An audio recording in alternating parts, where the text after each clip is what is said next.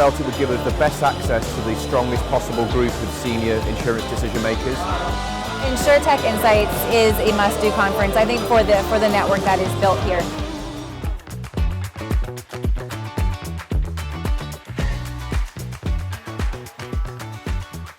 I'm Gil Arazi. I founded FinTLV some 8 years ago. We are a global investor at Insurtech companies. This is part of our portfolio companies. And today we are going to speak about a very important topic. So we are working with like 300 global insurance groups, reinsurance companies from all around the world, and we try to collect all the time the major trends that are leads our industry. And two of these major trends that we would like to tackle today are prevention and the future of longevity and aging, because both of them are having a huge impact on humanity in general and on the insurance industry per se. So let's start with longevity. As you probably aware of, and you know, we have a huge growth in the older population. And currently, if you look at the US market, you can see that if it's in 1920, we had only 4.2%, 4.7% of people are at the age of 65. Today, this number has spiked to 17%, and it represents 57 million lives only in the US. But this is not the whole story, because the story behind this number is the growth within this group of ages. So if you can see in the last 10 years, the people that are at the age of 65 to 84 has grown in 42%, and 15% for the ones that are above 85 years old. We live longer, but the problem is that we live longer, but not in such good years. Today, we are speaking about 16 years gap between the healthy lifespan and the lifespan of the population, and these years are in poor health conditions. So this is a gap that is reflecting on our industry significantly. And if we take this gap and we try to measure the quantification of this gap in terms of expenses, you can see that the price of old age is 5 times bigger than all the catastrophes that we are suffering from. And this is a huge, huge number. And this number has a huge impact on our industry, of course. And at the end of the day, we're going to ask ourselves the next question: who's going to pay for this? If in 1950, for every person that was at the age of 65, we had 12 employees that are working and producing things, today it dropped down to 7, and it's about to drop down to 4 in the next 10 years. This is a very, very important number to understand, because it reflects on our general economies. As I said, life expectancy is increasing, not always in a good way, because we have a huge gap between healthy lives and healthy lifespan and our longevity, which is something we should discuss about. And all of these things are happening before we are speaking about an exponential growth that is based on technology.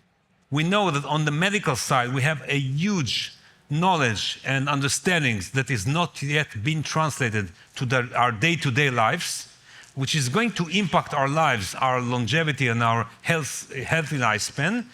And we know for sure that in the next 2 years, we're going to find ourselves with operative quantum computers, together with all the AI revolution that we see now in our day-to-day lives.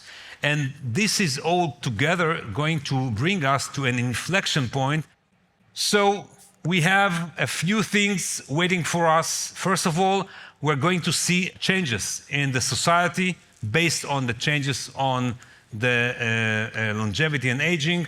We're going to see a projected impact of additional 10 to 20 years of life added to our longevity in the next 20 years. This is huge, and this is, of course, going to impact all our business models of life insurance, health insurance, provident funds, all these type of annuities, pension fund, etc. So part of the solution and the solutions that we are about to speak today is prevention, of course, because prevention has become one of the major topics of the insurance industry on one hand, and on the other hand, it's the only tool that we can now foresee for the health insurance problems that we discussed before, or the 16 years gap that we see between healthy age and lifespan. So we see a lot of money poured into prevention globally. Nico, for example, it's a company that was founded by the previous founder, by one of the co-founders of Spotify, Daniel Ek. This company has built a very sophisticated scanning platform that can detect early detection of a lot of diseases on your skin, on cancer, etc., etc. In 2 hours, they sold all the slots for the next 2 years, right? This is crazy. We see a lot of changes coming over through drug discovery, personalized drugs, changing in our cellular processes, and also regenerating body parts coming from a lot of companies, like Altos, for example. Altos is a company that Jeff Bezos invested there $3 billion, and they claim that in 20 years from now, they are going to end the aging processes. So starting with life settlements, of course, as long as people are living, life settlements become very, very expensive, and basically you get the life settlement of very small change based on what you had before. This is the first example. On health insurance, of course, I think the most important part for health insurance companies is now start to develop their own abilities to prevent people from becoming ill, because the huge gap between healthy lifespan and lifespan is not getting shorter, and we need to shorten it. This is part of what insurance should do to their customers and for themselves as well. Otherwise, new treatments, new blood tests, new